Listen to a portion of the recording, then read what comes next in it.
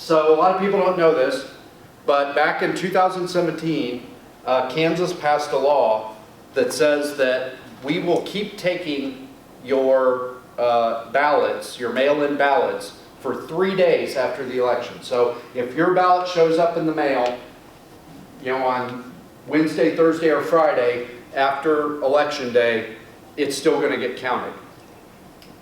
Sort of. And that's why we're passing a law to repeal it.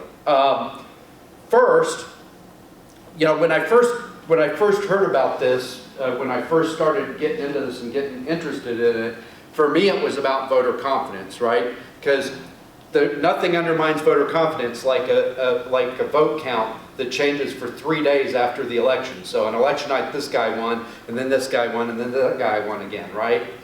That's terrible for voter confidence. There were actually a couple races in Johnson County in 2020 that the one person won on election night, and between the mail-in ballots and the provisional ballots, lost 2 weeks later when they had the canvass.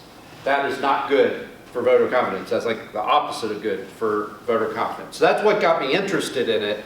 But then I started talking to election officers, because I go around, I've been all over the state talking to clerks and county and election commissioners in the bigger counties that run elections.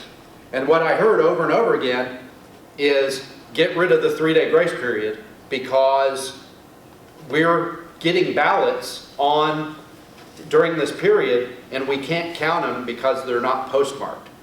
So in the law, for your ballot to be counted, it has to have a postmark.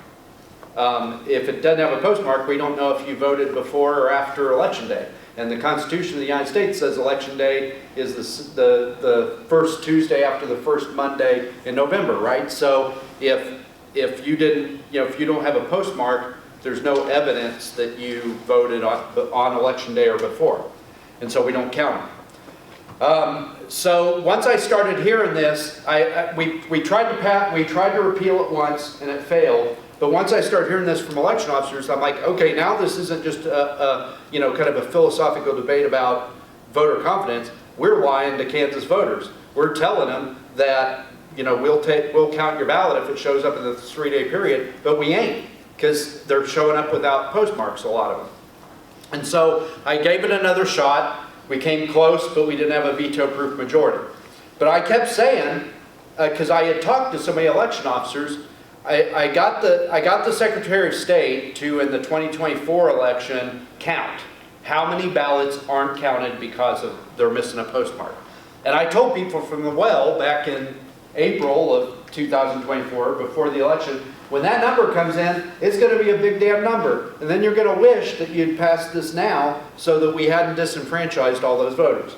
Well, the Secretary of State did count. And it turns out that in the primary election, 2% of the ballots, the mail-in ballots that were cast, didn't get counted because they didn't have a postmark.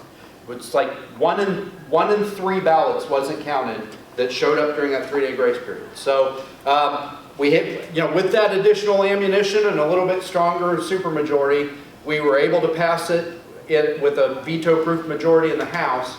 And then in the Senate today, while I was on my way here, I was listening to it on YouTube because I'm an election geek, they voted the bill on the floor of the Senate, and it got a veto-proof majority over there. So it's going to the governor. She's definitely going to veto it, but I think we've got the votes to override. At least we do right now, unless somebody flips their vote.